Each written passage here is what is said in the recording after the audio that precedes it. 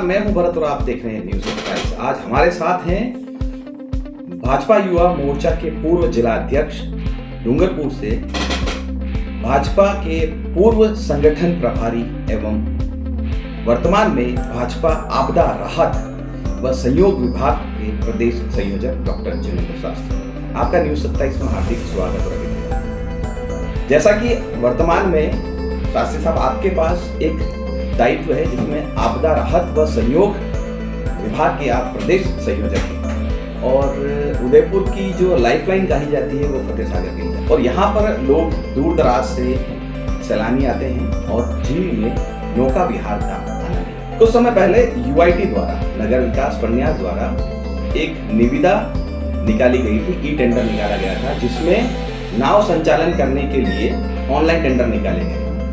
लेकिन कुछ समय बाद ही फतेह सागर के अंदर एक नाव के पेंदे में छेद हो जाता है और वो नाव दुर्घटनाग्रस्त हो जाती है। जब इसके बारे में पूर्ण जानकारी निकाली गई और जब मीडिया ने इसकी पूरी खोजबीन की तो ये पता लगा कि इस निविदा के अंदर तो अनुभव नाम का कोई बिंदु ही नहीं है। आप आपदा राहत व सहयोग विभाग के प्रदेश संयोजक हैं और जिलों की नगरी से आप वास्ता रखते हैं। अगर किसी कंपनी को बिना किसी अनुभव के किसी भी कार्य के अंदर अगर प्रवेश करने दिया जाता है तो क्या उस कार्य को 100% कर पाएगा या नहीं कर पाएगा? इस पर आपका क्या सोच है? जी भरत जी, उदयपुर चूंकि जिलों की नगरी है और पर्यटन की दृष्टि से अंतर्राष्ट्रीय मानचित्र पे उदयपुर का अपना एक अहम स्थान है। यूँ कह दें कि उदयपुर में अगर कुछ लाइफ लाइन मानी जाती है तो क्या की झीलें मानी जाती है, और जो लाइफ है वो यहाँ की जनता है। मैं इसका घोर निंदा करता हूँ कि रामदेव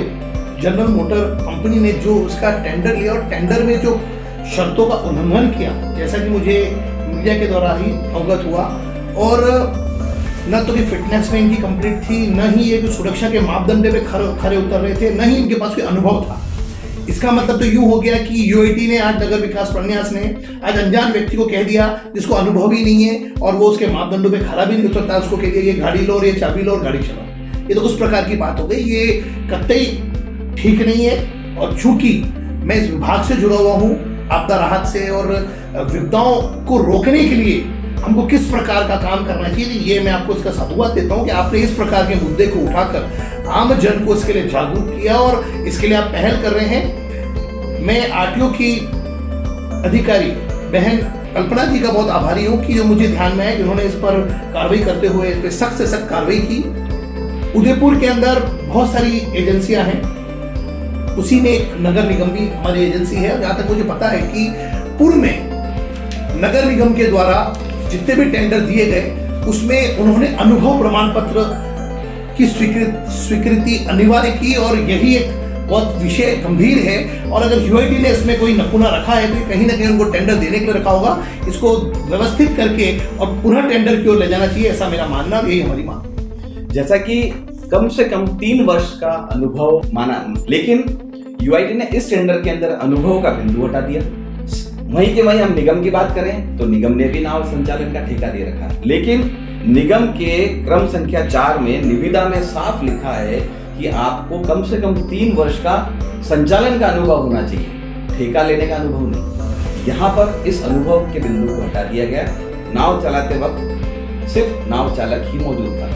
अगर उसके अंदर कोई सवारी होती और उनको तैरना नहीं आया होता और इस अनुभवहीनता के कारण जो दुर्घटना हुई उससे कोई जनहानि होती तो शायद पहले जब जिलों की नगरी चहक को लेकर शर्मिंदा हुई फिर शर्मिंदा होना। इस पर आप नगर निगम जनता के द्वारा चुनी हुई एक एजेंसी है। ये यूँ कहते हैं कि ये बोर्ड जो 7वां बोर्ड है उसमें भारतीय जनता पार्टी के हमारे प्रतिनिधि, उसमें महापौर, उप महापौर और पूरी कमेटी है।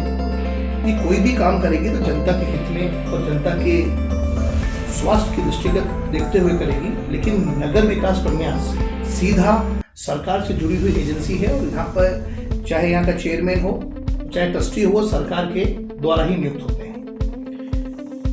नगर विकास प्रन्यास ने जो ये टेंडर दिया, जहाँ तक मेरी जानकारी आया और जो मैं इसका पता कर पाया वो ये था कि इसके कहीं ना कहीं किसी राजनीति से तार जुड़े हुए थे और वो कोई ना कोई कांग्रेस पार्टी के जुड़ा वाला व्यक्ति था, चाहे कांग्रेस हो चाहे बीजेपी हो। लेकिन जनता के साथ में जनहानि और स्वास्थ्य हानि हो, इसको उदयपुर की जनता कतई बर्दाश्त नहीं करेगी। और उदयपुर में हमारी एक मर्यादा तक हम किसी को भी सहन करते हैं, लेकिन मर्यादा के बाद हम उसका सहन ना करके उसका विरोध करते हैं। और जो ये टेंडर हुआ, इस टेंडर में यदि किसी भी प्रकार का शर्तों के साथ उल्लंघन किया है तो मैं मांग करता हूं सचिव महोदय से वो तुरंत प्रभाव से इस टेंडर को निरस्त करते हुए, इसमें कोई भी टेंडर ले, लेकिन कोई व्यक्ति टेंडर ले अगर वो राजनीतिक पार्टी से जुड़ा हुआ तो गुनाह नहीं है, लेकिन अगर राजनीतिक दबाव के चलते हुए अगर कोई छेड़खानी की जाती है नियमों के साथ, वह कतई बर्दाश्त नहीं। और वो भी तब जब वो उसके जान पे आन पड़े।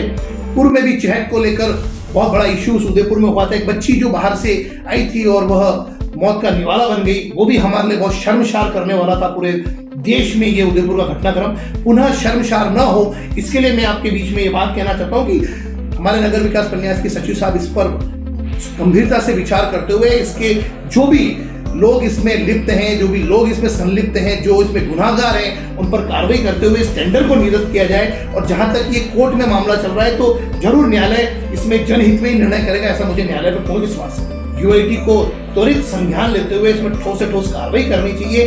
हो सकता है ये किसी पार्टी से जुड़ा हुआ व्यक्ति हो, लेकिन सुरक्षा हमारे लिए प्रथम पायदान पर है।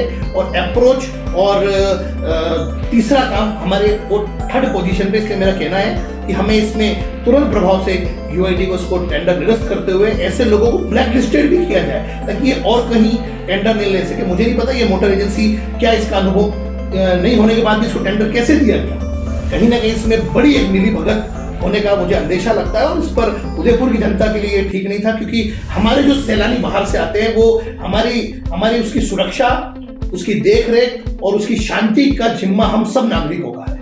इस प्रकार से अशांति और दुर्घटना और आपदा को हम स्वीकार नहीं। नगर विकास प्रन्यास के आला अधिकारियों का यह कहना है कि माननीय न्यायालय की सभी बातों को माना जाएगा, टेंडर की सभी शर्तों को पूरा किया जाएगा, उसके बाद संचालन करने का अनुमति दी जाएगी। लेकिन उससे भी दरकिनार किया गया, तुरंत प्रभाव से संचालन की अनुमति दी गई और अनुमति के लिए आला अधिकारियों द्वारा दबाव भी बनाया गया कि दिनांक 1 तक ही से चालू कर दें, अपना पोजीशन लें। और आनंद फानंद में जो किया गया उसका परिणाम यह आया कि एक बोट पानी में पलट गई। देखिए, मैंने आपको जैसे कहा कि किसी भी प्रकार की कोताही हमें स्वीकार नहीं, और कोई व्यक्ति खुद ही उसका मापदंड तैयार कर ले और खुद ही उसमें अपने आप को पार्टिसिपेट भी कर ले।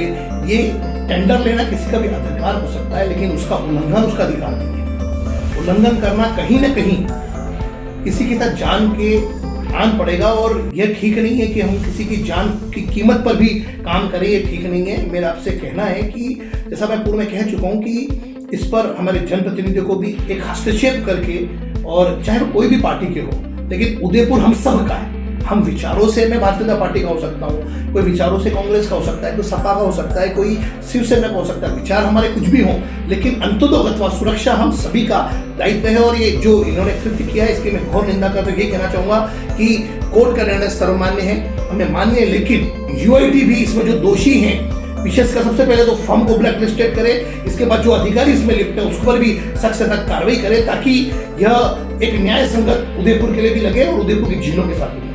उदयपुर में आके दोबारा इस प्रकार के कृत्य नहीं किए जाए, और इसके लिए मैं माननीय मुख्यमंत्री जी और जो आपदा के इसके मंत्री हैं उनसे भी व्यक्तिगत में पत्र लिखकर से मांग करूंगा कि इसको तुरंत प्रभाव से निरस्त किया जाए और उस पर कार्रवाई की जाए। निरस्तीकरण एक विषय है ही, लेकिन इस पर ठोस कार्रवाई करते हुए, ताकि उदयपुर का नाम वापस कलंकित न हो और उदयपुर शहर जिस प्रकार से झीलों की नगरी कहलाया जाता है वो कहलाता रहे, और उसमें लोग अपने आनंद के लिए आए, यहाँ घूमे फिरे, सैलानी पर्यटन का लाभ ले, वहां तक हमको कोई आपत्ति नहीं। लेकिन कोई व्यक्ति उदयपुर को कमाने का जरिया समझे, वो हमको स्वीकार नहीं है। इसके लिए मैं माननीय मुख्यमंत्री जी और हमारे माननीय प्रदेश अध्यक्ष जी से भी हम इनसे व्यक्तिगत चर्चा करके मांग करेंगे कि वो इनको विधानसभा में भी उठाए, और ताकि इस पर ठोस से ठोस कार्रवाई की जाए। और इस विषय में माननीय गुलाब चंद कटारिया साहब जो नेता प्रतिपक्ष है उनसे भी हम बात करेंगे और कहेंगे कि इस विषय को ठोस तरीके से उठा के उदयपुर कलंकित नहीं हो, उसके लिए कार्रवाई।